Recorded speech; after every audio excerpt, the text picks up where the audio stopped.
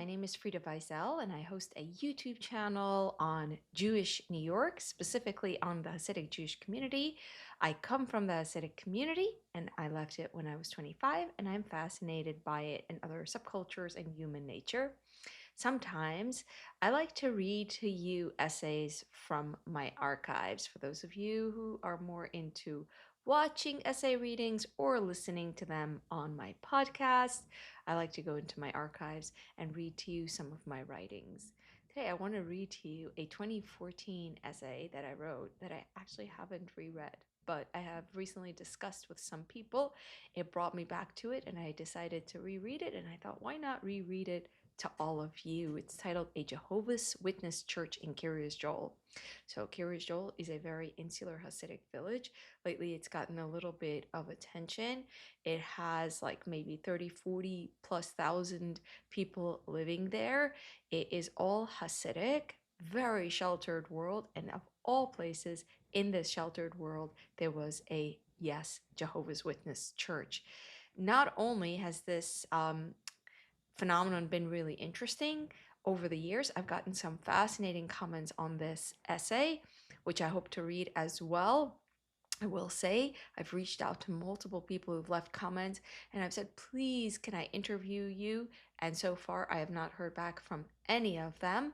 So these are people who are Jehovah's Witness members or former JW practitioners who've left the faith, who have memories of this particular church. And if they are out there and watching this video, I would love to have a conversation to document your oral history memories. This is very interesting to me. And so putting that out there. Also, before I begin, I want to show off my outfit for the day.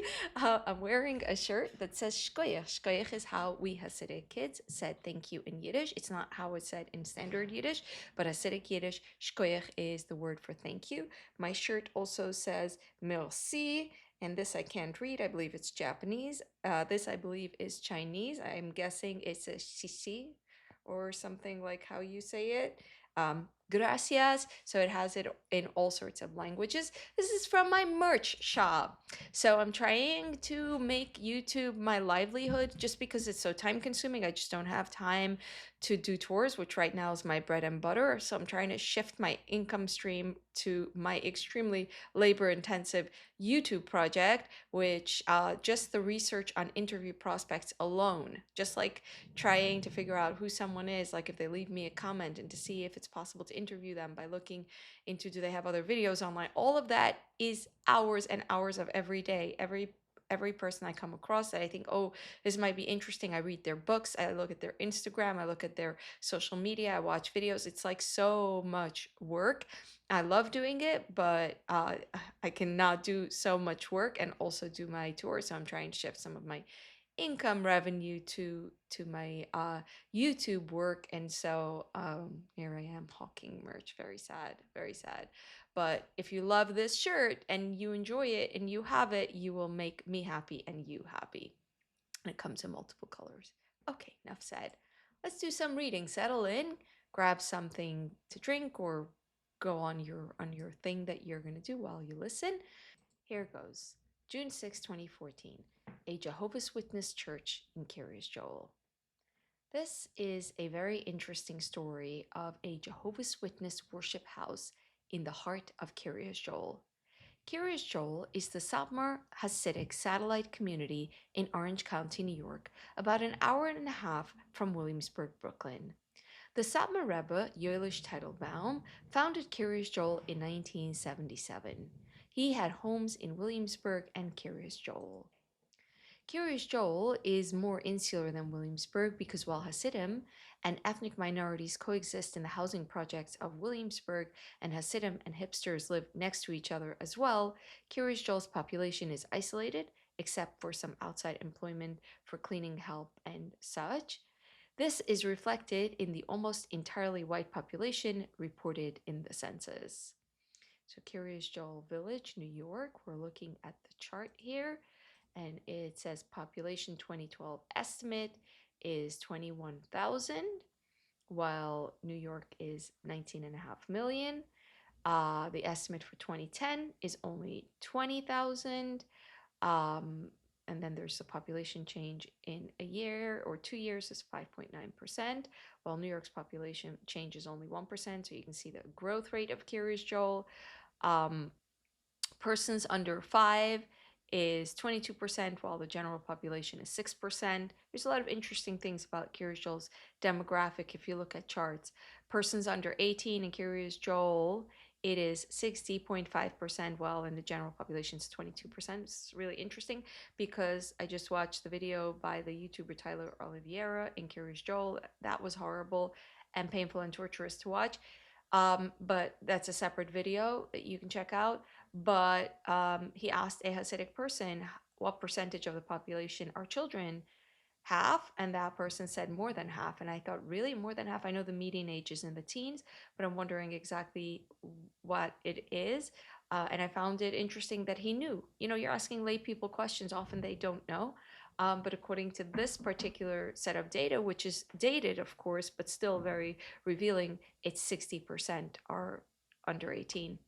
Persons 65 and over are only 1% of the population. So while it's an incredibly young population, there is the issue of the missing generation because many of the survivors after the Holocaust were young adults. The children had been murdered. So we have a missing generation from, let's say, 60 at the time of this data, it would have been from like 60 to 80 or something like that. So that also contributes to the youth of the population. Female persons is 48.2%. That's very interesting, actually. Wow. Usually, the female population is larger than the male, as you can see. I wonder why. White alone in Kiryas Joel is 99.2, while Greater New York 65.7, and only 0.1% is Black or African American. Um, Very interesting. All right, let's move on. Yet, despite the complete insularity of Kiryas Joel, as little as 5 years ago, there was a building in Kiryas Joel that was called a church, and it was surrounded on all sides by Hasidic housing. The worship house was active until about 2000, and then it was deserted for 10 years. Here is an aerial view of the worship house in 2006. The white building is the church from behind, and you can see the construction of Hasidic housing nearby. So I took these screen grabs from online satellite softwares at the time I made this post. On the Bing map, you can see the worship house in red, the Kiryas Joel Yeshiva in blue, and the Satmar Cemetery where the Rebbe is buried in yellow. So I circled them. So here you can see in the middle with housing from the Hasidic community surrounded on all sides, there is the church circled and arrowed. I admit, what prompted me to look into the building was an old curiosity because of my childhood in Kiryas Joel. The church was actually right behind my childhood home. I grew up on Satmar Drive, the street named for our sect. There was a large area of beautiful Hudson Valley woods behind us. It was broken up by a narrow road that led to what we called the Tifla, a Yiddish word for church. As a child, I could actually see the church building because it sat deep into the path. I couldn't actually see the church building because as a child, I couldn't actually see the church building because it sat deep into the path. 25 acres of woods surrounded it, so I had no idea what happened behind the curtain of vegetation. But as a little girl, I imagined it looked like any medieval church I encountered in stories about blood libels and bishops. I had heard that the church bells could be heard from Lazinsk Boulevard, and it was all the proof I needed to imagine the church's gray, towered, medieval work of architecture. Everyone I speak to remembers the mass of parishioners who used to come every Saturday. Masses of buses and cars streamed out of the woods every single Shabbos. Because it was right behind my home, on long, sticky Saturday afternoons, my friends and I clung to the yard fence to watch the cars leave the church. We even waved to every single car. It was great fun. We choreographed a practiced chair-like motion for the wave. Hang hand over fence, pick up, wave right hand right to left, left to right, drop down, repeat. Sometimes someone waved back, and then we laughed and ran away a little scared. I was on the church property once or twice while the religious group was still active there, sometimes in the 1990s. See, my father used to go for a leisurely stroll with us kids on Saturday afternoons. He usually walked up Forest Road, but there were times he walked into the church path you see below. I remember there was an open electric gate at the entrance, and the road leading up to the church was beautiful waterfalls and flora. But my father didn't go far enough for us to actually see the church. Fast forward to about year 2000, and the cars stopped coming. We didn't know it then, but the congregation had moved out. As far as I know, there was no conflict between the Hasidim and the religious group. I don't know why they sold, but they sold for 2.5 million to a Hasid, and the price tag may have had something to do with it. The building then stayed vacant for 10 more years until about 2010 when it was demolished. The whole 25-acre property was not cleared for construction until now in 2014. I hear lots, which are section properties, are now being sold for $250,000 per single family lot. By now, I believe it's all developed. Since I posted about this on Instagram, I got a lot of comments from people who have memories of the property when it was abandoned, and I believe now it's totally developed. By the way, there are ads on my blog. I have tried to remove them. Actually, they're ridiculous. I thought they're removed, but they're still here. Please forgive them. They bring in, I don't know, a penny or what per time you see the ad, but I have actually tried to remove them and they're still there somehow. Um, Recently, when I noticed they are starting construction there, I decided to research the church. Here's its story. It was built by Jehovah's Witnesses in approximately 1972. The Witnesses are an unusual religious group. Relative to religion, this one is young, founded in 1870. The belief system is a radical offspring of Christianity.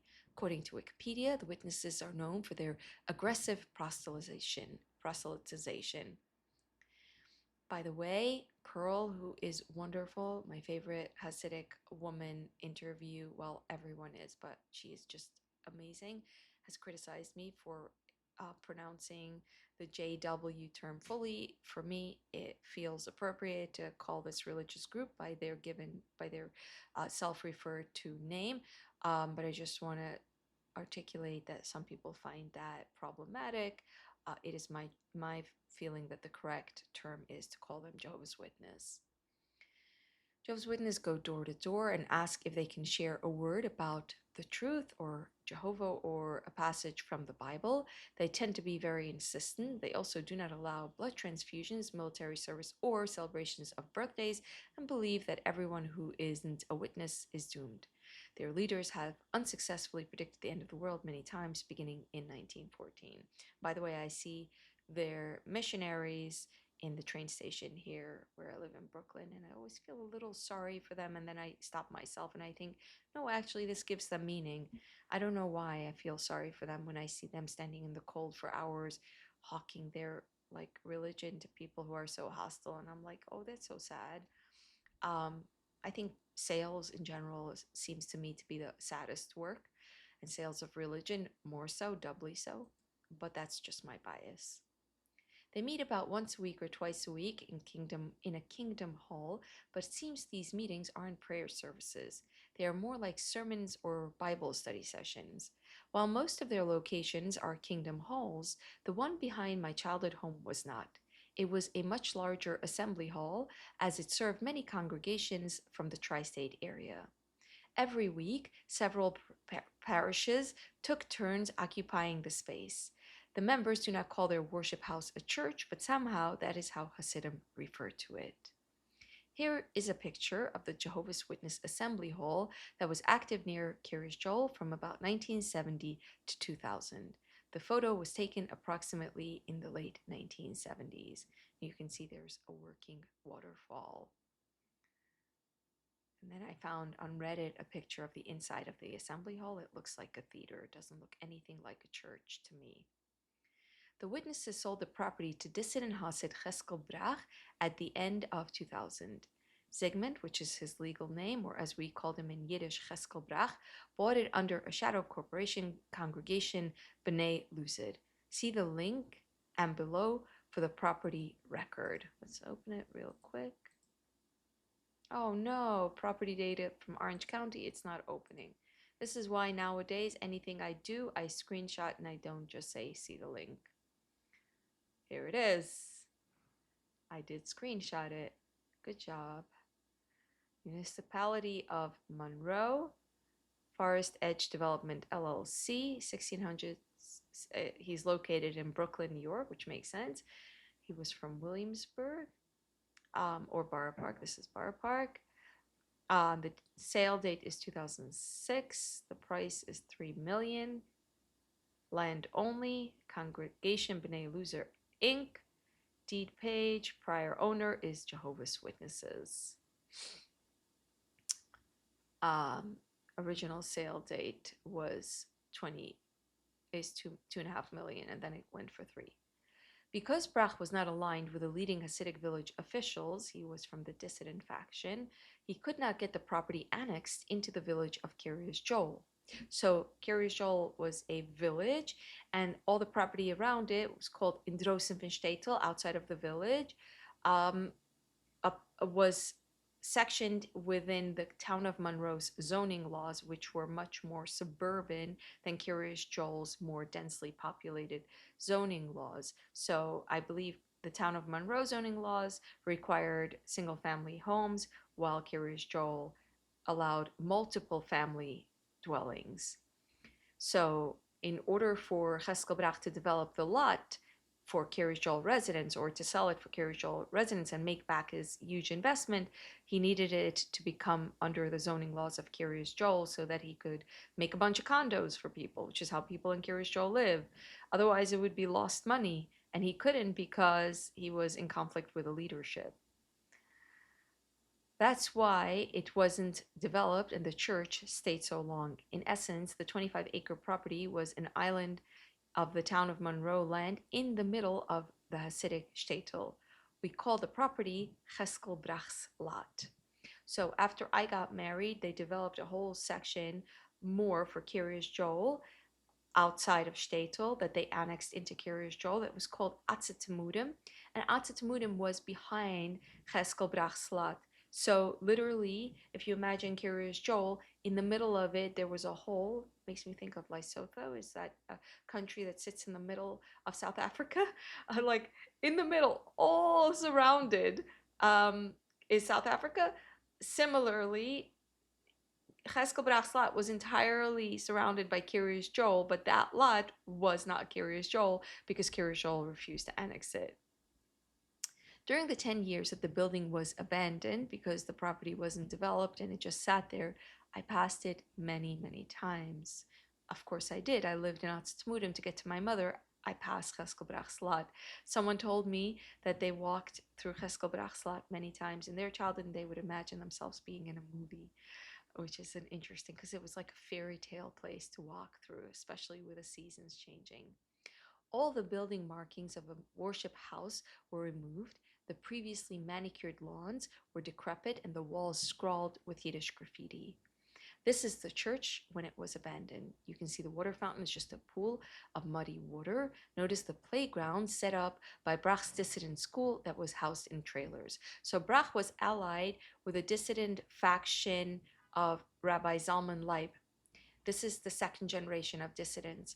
I covered the dissidents of the early days of Kiryas Joel. They were called B'nai Joel. The second generation of dissidents was after the second rabbi of Kiryas Joel, of the Satmar sect, passed away. Rabbi Moses Teitelbaum. It actually began before he passed away. The Baidach Moshe, when his leadership ended, there was a feud between two of his sons, Aaron and Zalman Leib, over who would take over. And Aaron, having already established his leadership in Kiryas Joel, was the dominant leader, and he was allied with the village officials, Gedalia Segedin and the entire crew running Kiryas Joel, the mayor, Abe Weeder. So Kiryas Joel had a Hasidic political office. The leadership of the village, the elected officials, were Hasidic, and they were allied with Rabbi Aaron, who already had long-standing established leadership and who was in charge of all the community institutions. Meanwhile, Zalman Leib had more stronger roots in Williamsburg, although there were also Aaron factionites in Williamsburg. Slowly, Zalman Leib ended up building institutions in Kiryas Joel, and now there is a sizable demographic of Zalman Leib in Kiryas Joel, which has been very good because it created competition in the school system, and it's why there's so much more freedom in Kiryas Joel now. But this this image here is the early days of Zalman Leib starting to build institutions in Kiryas Joel.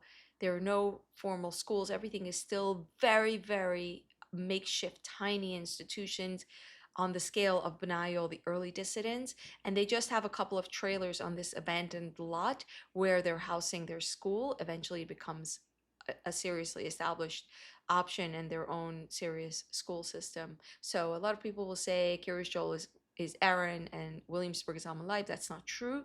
There is a majority minority in both places, but an existence of both factions there. And Cheskel Brach was allied with Zalman Leib, and so his property ended up in the early days housing Zalman Leib's fledgling educational private schools on the property in these makeshift lots. And I remember what they looked like.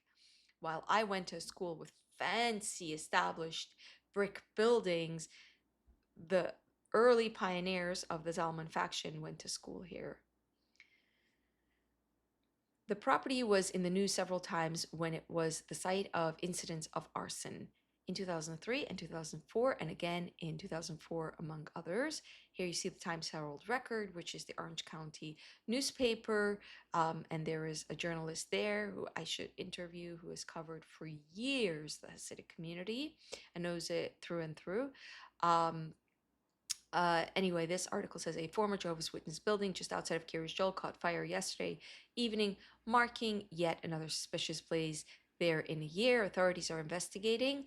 This is becoming a common occurrence at the structure. Most recently, firefighters made 2 trips to the building on March 14 to douse suspicious fires. While inside, they found evidence of a 4th blaze that had gone out on its own. Days earlier, they put out another fire there. There was yet another suspicious fire in the building, May 2003. No arrests have been made in connection with the fires.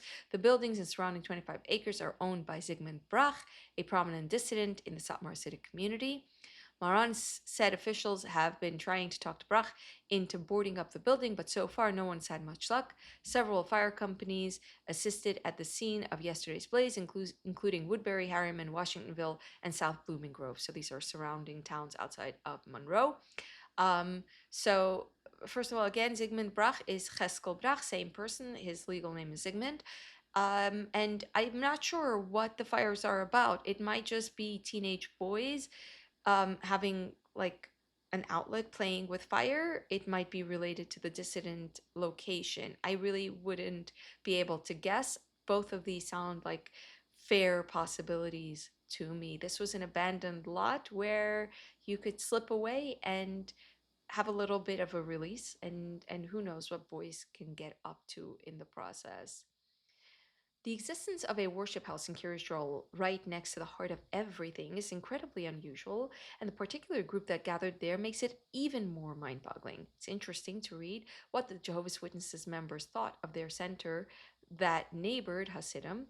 What I heard of at home as a child was that the church people were polite goyim and that they respected the Hasidic lifestyle. It seems they actually had more colorful opinions from a forum from members of this faith and members who left their faith, Jehovah's Witness.net. Here are their comments. They are worth reading. That assembly hall in Monroe was the first I ever attended. In fact, my best, now inactive, friend was baptized there in the late 70s. I remember the Hasidim community being very upset that the witnesses worshipped there among them. I was around in 1972, I think, when we built the Monroe Assembly Hall, the first or second of the org-owned halls, Anyway, it must be about 5 or 6 years ago. We replaced it with a new one, Newburgh Assembly Hall. Newburgh is nearby in Orange County.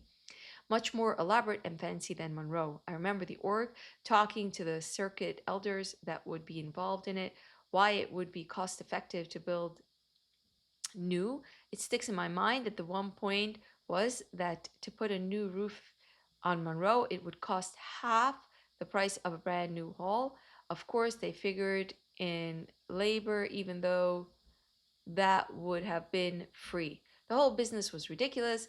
At what farms and anything 10 years old may be considered to be replaced or remodeled. Bethel's biggies love new and expensive. Why not? It's not their money. I heard of brothers from other parts of the world that are just floored when they visit here and see the org wasted materialism and uppy lifestyle of the Bethelites here.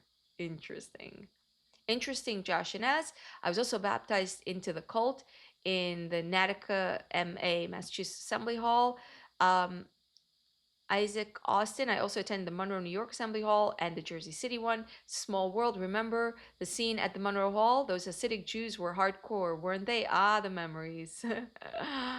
When they were trying to spread their faith in Kiryas Joel, the Hasidim were a whole territory of bad doors. Doors where trying to convert people felt futile. The Hasidim immediately ran them out. The witnesses, quote, the witnesses were told not to return or else there would be problems with the assembly hall, which was adjacent to the village. Some witnesses tried to speak to Hasidics when they were alone in Monroe with no success at all. Recently, JH asked about bad doors. Has anyone had a whole territory of bad doors, such as a whole community of Orthodox Jews? The Hasidim are members of a sect of Jewish mystics that originated in Poland in the 18th century and that emphasized joyful worship of an immanent God. They do not take lightly proselytizing in their community. Anyone having an experience they would like to relate about working these territories. Some time ago, the society had certain rules on how and when to work this territory based on reports from the COs. Um, the WTS did have a circuit assembly hall in Monroe. It was a beautiful hilly orange area in Orange County. About 1987, a number of Hasidics from Brooklyn, New York, moved up to the area and began to build very large homes. Several families lived in each home. Over the next few years, many more moved to Monroe. Ultimately, they were able to get their section of the town separated from the Monroe town. They called their new village Kiryas Joel. They had their own village government, fire and police, and school. They were completely independent. JWs in the Monroe area, Highland congregation, tried to witness there. They were immediately run out. The witnesses were told not to return or else there would be problems with the assembly hall, which was adjacent to the village. So the entire town was DNC. Some GWs would try to speak to Hasidics when they were alone in Monroe with no success at all. About 1997, the WTS sold the Assembly's Hall to the Hasidics. They wanted to build a large assembly hall near the Patterson farm, but were not allowed by the town to do so. Just recently, they completed an assembly hall in Newburgh. When do you live in Orange County? I was there in 85. I went to the assembly hall for 13 years. I'm from New York City. I now work at a company owned by Hasidim. They are nice people, not humorless at all. I love working half-day Fridays. Aw, this makes me quell. And one claimed that Hasidim were known to beat up and toss out Jehovah's Witnesses out of their neighborhood. And then men don't grow beards until they marry. Something I want to say is we were raised very, very, very inoculated against missionizing with a tremendous cynicism and fear of missionaries, including of Chabad's missionary work. Chabad is this other Hasidic group that does outreach. And we were always very ingrained in our minds, do not let anyone gefangen, the schmaden, this kind of like grabbing people, brainwashing people, taking people out of their world into a different world we saw as very negative. And we didn't do it. We didn't try to do it to anyone else. And we thought anyone who did it to be doing something very, very negative. So something that I think is very deep in our bones, definitely in mine, is a negativity towards anyone who tries to sell their religion. And I'm trying to be more to become more nuanced in adulthood because we had a very negative view towards any kind of outreach work, and this includes Jewish outreach. Definitely it was what I absorbed. It might not have been as strongly the message, but it was what I received for whatever reason. Neither the comment about the bears nor about women showing hair to their husbands is correct, and I know of no incidents in which Hasidim beat up any Jehovah's Witness. We knew we were unwelcome there and would never have gotten out of the car to speak to them even if we broke down. Jehovah's Witnesses sold to relocate elsewhere in Orange County, Newburgh, Tallman, Warwick, etc. They are now building their headquarters in Warwick, which is also very close to Kiryas Joel, but not anywhere like bordering. I hear that the 25 acres that used to belong to Jehovah's Witness are part of the request for additional 500 acreage to be annexed to the village. The Brachlat is expected to be developed for Hasidic housing regardless of annexation. Soon, the site of the Jehovah's Witness worship house that sat in Kiryas Joel for so many years will look like any other part of Kiryas Joel, and the story of the church will be history.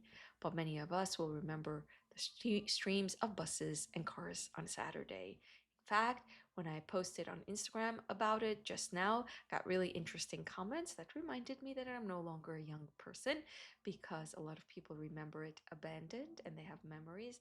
Maybe some of them will be willing to share them for my YouTube channel. Oral histories would be really amazing to capture on this. Some don't remember it. Some soon will have no idea there was ever a church where they live. Well, it's not really a church. But now when I drive by, it's all developed. It's just all developed. It's unrecognizable. What's most shocking to me is there are huge billboards, advertisements, which was not how Kiryas Joel looked in my childhood. It's a totally different world. But some of us remember years and years of walking in the snow with baby carriages in the unpaved Cheskel Brachlat to go from one end to the other. A very surreal place. I had dinner outside on a patio with a friend who grew up with Jehovah's Witness. She has horrible memories of having to go door to door. Um, Stephanie says, my father-in-law helped to build the assembly hall and helped with maintenance over the years. My husband, his family attended meetings at assembly hall for many years. They have fond memories of the meetings held there, meeting with friends and family. The only bad memories are of trying to get Monroe from central New Jersey during the winter when the driving was treacherous. They did mention the Jewish community in the area. Currently, I work for an Orthodox Jewish owned company. It's one of the best places I've worked in a long time. Other than the Jewish community, the company is very diverse. Everyone is respectful of each other's customs and beliefs, even if we, meaning non Jewish employees, don't always understand the customs. The Jewish family is our employer and they deserve to be respected. We often have funny conversations about various customs, and the Jewish employees are always glad to answer. It's very sweet. I really appreciate this kind of sentiment. It's always something that warms my heart, both to hear that Hasidim are behaving themselves or Orthodox Jews are behaving themselves. Take note, Jews, Macha Kiddush Hashem, this is very important. Um, you know, your behavior reflects on all of your people. It's not fair. I get the liberty of eating on the train and being a bit of a slob, and you don't because you reflect on the whole people, but especially when it comes to being an employer, practicing the values of being a good employer, it just it's worth it. My little lecture. See, I'm also missionizing. What the heck? What's happening? I've been a Jehovah's Witness for 35 years and love being one. We follow the Bible completely and believe Jesus, our Savior, who fulfilled over 289 prophecies, also showed love for others by going from house to house. So I copy his perfect example of love. Since studying the Bible, I've come to know the true God, Jehovah, and left my Catholic upbringing to give him the honor he deserves. Holidays you mentioned are all Catholic paganism, and also the law on blood is from the beginning of time found in the Bible. So don't degrade us by your friend's negativity. We are indeed the nicest, cleanest, holy people on the earth today. Jehovah's Witness gets a really bad shrift, so I'm reading this and trying to share it with hopefully others can receive it in with the positivity it's intended. My name is Miriam. I'm the commenter on the screenshots above under the name Soul Dad. I don't know how I ended up here, but I have been watching your YouTube channel for a couple of months. Wow, Miriam. I remember that assembly hall very well. We, Jehovah's Witness, used this hall from the 1970s up to the 1990s. Last time I remember going there was 1997. It's an experience to see this posted on your website and to see from your perspective how you viewed us, the JWs. I continued to work for the Hasidim in New York City until about 4 years ago when the owners decided to retire and sell their business. I believe the family I worked for had property in Muncie and KJ. I remember KJ being before it was a village. There were hardly Hasidim there when I was a kid in the 70s, but for a few kosher farms. Over the years, I started to see the growth in the village every time I went up to the convention center, which was about 3 to 4 times per year on the weekends. Yes, I remember riding the school buses and seeing Hasidim walking around on Shabbos.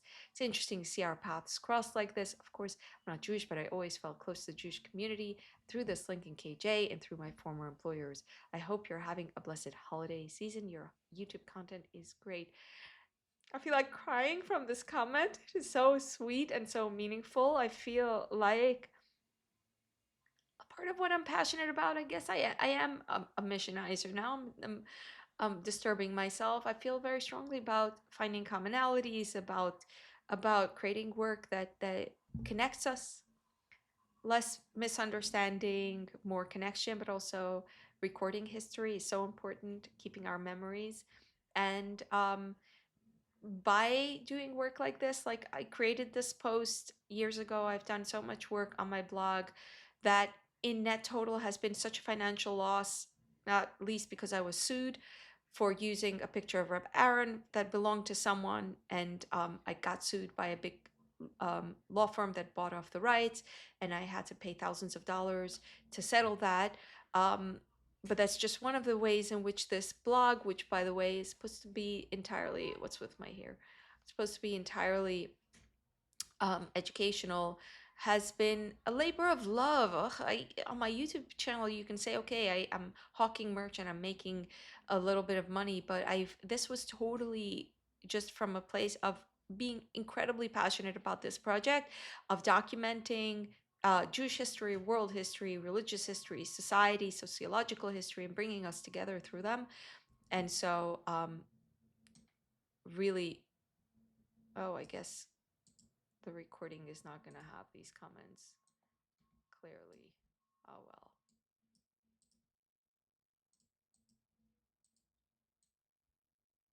Okay, I'm putting them here. We'll see how much more is cut off. Anyway, um, I'll cut it out. It means a lot to me to see that my work is encouraging more oral histories because I think that is very important and very valuable. So thank you, Miriam, for coming back and sharing a little more. Debbie says, Frida, I'm Jehovah's Witness in Florida and have been following you on YouTube for 4 years. I think you have heard a lot of rumors about Jehovah's Witness, and I think you need to go back in time and read Simone Leibster's book about during the Holocaust years and how she was treated as a Jehovah's Witness. Um, and how Jehovah's Witness took care of the Jews in the concentration camps. It is true that Jehovah's Witness could be let out of the concentration camp by signing a declaration, but very few signed it, and many were killed because of their love of God and never being able to kill another man because we love everyone. We have many Jewish brothers in our Kingdom Hall in New Smyrna Beach, Florida, and in fact, Brother Rothhalls will be helping me to install my computer on Wednesday of this week. We respect others' beliefs, but we try to teach the truth of the scriptures and the fulfillment of the prophecies. If other people were like Jehovah's Witness, the world would there would have been there would have never been a Holocaust.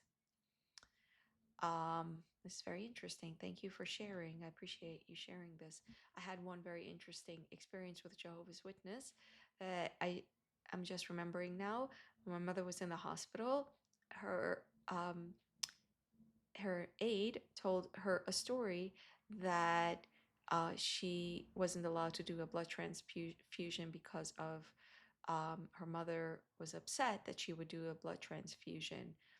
And it was a very confusing story. She needed the blood transfusion, but her mother said it was against the faith.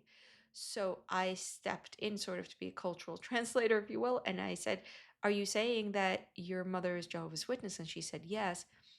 And so I explained to my mother, and it was interesting to see my mother's reaction because my mother's view was to be shocked.